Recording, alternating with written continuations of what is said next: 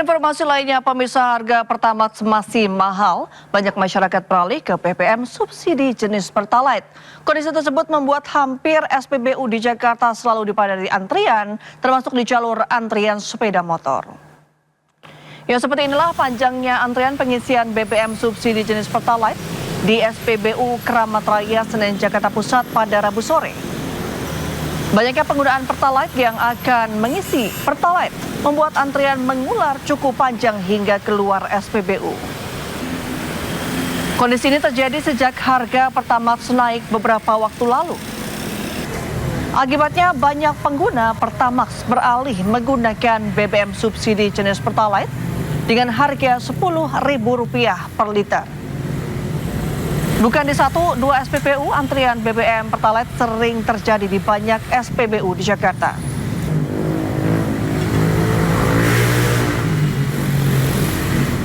Ya, pengguna BBM Pertalite siap-siap ya, karena penjualan BBM subsidi akan kembali diperketat pada akhir tahun ini.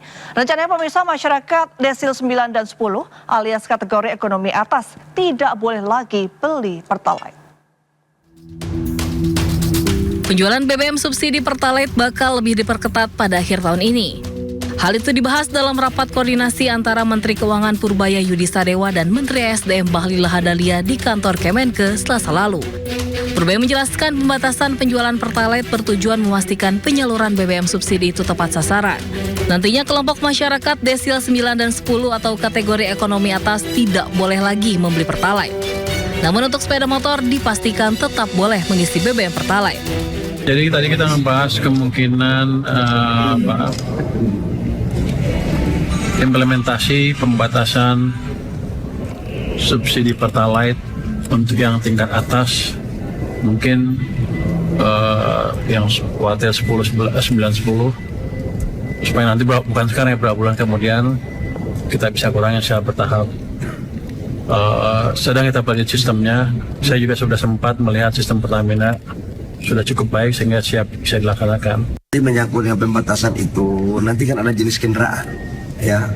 Jangan pakai BMW, pakai Mercy, masa pakai minyak subsidi. Itu yang dimaksudkan oleh Pak Menteri tadi. Bahlil menyebut selama ini masih banyak kelompok masyarakat ekonomi atas yang menikmati Pertalite bersubsidi, termasuk kategori desil 9 dan 10 yang merupakan kelompok di peringkat 20% teratas dari sisi kesejahteraan ekonomi. Akibatnya negara harus menganggarkan subsidi BBM hingga ratusan triliun rupiah setiap tahunnya. Kebijakan pembatasan berpotensi menghemat anggaran subsidi hingga 17 triliun per tahun. Tim Liputan iNews melaporkan. Pemirsa, setelah melakukan ekshumasi, tim forensik Polda Metro Jaya memastikan tidak ada bekas luka akibat benda tumpul maupun benda tajam pada jasad Sutrimo. Sementara menurut ahli ilmu forensik, polisi sangat terlambat melakukan ekshumasi.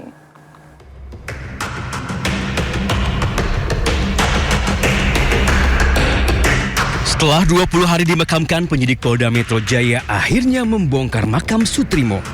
Ekshumasi dilakukan untuk mencari tahu penyebab kematian Sutrimo yang dinilai tidak wajar. Guru Besar Ilmu Forensik Profesor Dr. Herkutanto menilai ekshumasi yang dilakukan sangat terlambat. Pasalnya setelah 20 hari dimakamkan, jaringan pada jasad korban telah mengalami kerusakan. Herkutanto menilai kecil kemungkinan polisi akan menemukan penyebab kematian Sutrimo. Dengan sudah 20 hari dimakamkan, tantangannya akan semakin besar.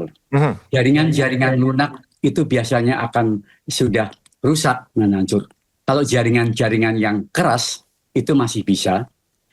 Dengan demikian, kita hanya mengandalkan pada sejauh mana kondisi lingkungan tadi itu akan merusak kondisi jasad dari Sutrimo yang bersangkutan tadi.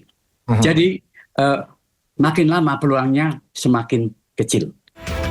Sebelumnya, tim penyidik Polda Metro Jaya membongkar makam Sutrimo di pemakaman Bantang Agung, Desa Walahar, Kecamatan Wangon, Banyumas, Jawa Tengah. Proses ekshumasi berlangsung hampir 4 jam. Tim forensik memastikan tidak menemukan bekas luka akibat benda tumpul maupun benda tajam pada jasad korban. Dari hasil pemeriksaan dalam, pemeriksaan luar dan pemeriksaan dalam, secara visual Kami tidak mendapatkan tanda-tanda luka yang dimana diakibatkan oleh karena kekerasan tubuh maupun kekerasan tajam. Kamis 23 Juli, orang dekat ex-Jampitsus Febri Adriansyah ditemukan pingsan di depan klinik Morden. 4 pria misterius membawanya ke Rumah Sakit Muhammadiyah Taman Puring. Pihak rumah sakit menyatakan Sutrimo tiba dalam keadaan sudah tidak bernyawa dengan mulut dan hidung mengeluarkan busa. Di tengah proses hukum yang telah menjerat Febri Adriansyah, kematian Sutrimo pun menyedot perhatian publik. Kasus kematian Sutrimo pun telah naik ke penyidikan dengan dugaan pembunuhan berencana. Tim Liputan Ainus melaporkan. Pemirsa, Kabar Reskrim Polri Susno 2J menilai ekshumasi jasad Sutrimo yang telah dimakamkan 21 hari lalu sebenarnya terlambat. Meski demikian, langkah ini penting untuk dilakukan sebagai bagian proses penyidikan. Dan berikut cuplikan dialog bersama Yudi Handoyo. Terlambat ya, ini terlambat ya, tapi tidak ada kata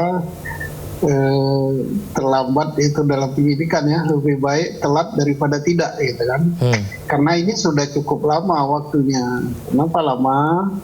Yaitu dari tanggal 23 ya peristiwanya, 23 Juli. Kemudian sekarang sudah tanggal 11. Besok ekshumasinya tanggal 12. Kalau besok tanggal 12 berarti kan sudah hampir 20 hari ya. Mudah-mudahan saja hasil ekshumasinya itu masih cukup baik gitu. Artinya kondisi jenazahnya masih bisa untuk diadakan uji laboratorium ya, terhadap lambung, terhadap ginjal dan sebagainya, organ-organ dalam daripada Sutrimo ini mudah. Ya, Presiden Prabowo Subianto resmi meluncurkan motor listrik nasional atau Molinas hari ini. Pengembangan Molinas produksi dalam negeri memanfaatkan sumber daya dan kemampuan teknologi nasional. Presiden Prabowo Subianto meresmikan ekosistem motor listrik nasional atau Molinas di Cikarang, Kabupaten Bekasi, Jawa Barat. 20.000 motor listrik telah diproduksi. Prabowo mengatakan peresmian ini merupakan tonggak inisiatif gabungan para pengusaha swasta yang patut diapresiasi karena keberaniannya. Prabowo pun mengajak para pengusaha untuk bersatu bekerja sama dengan pemerintah. Memiliki kekuatan luar biasa. Indonesia memiliki sumber alam luar biasa. Tinggal kita bisa atau tidak menjaga dan mengelolanya. Dan saudara-saudara, salah satu cara mengelolanya adalah seperti hari ini, ya.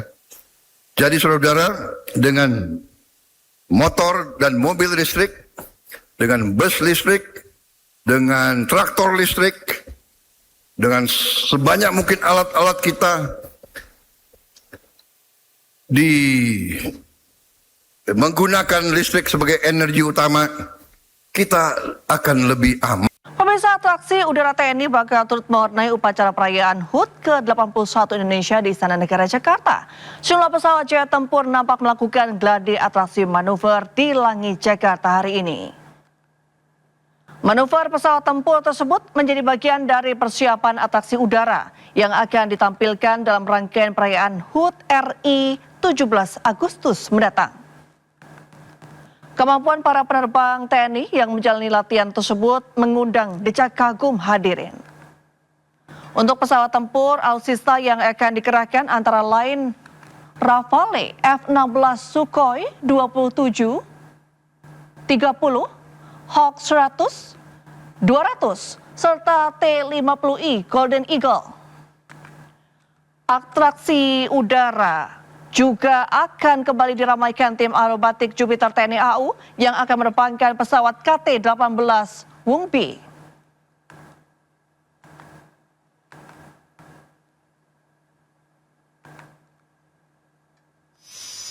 Ya, di landasan udara Halim Perdana Kusuma, TNI AU melakukan gladi kotor, persiapan atraksi flypast hingga akrobatik udara. Termasuk penampilan perdana jet tempur terbaru Dassault Rafale. Pesawat jet tempur berukuran sedang diunggulkan karena memiliki mesin navigasi serta performa yang lincah dan tangguh.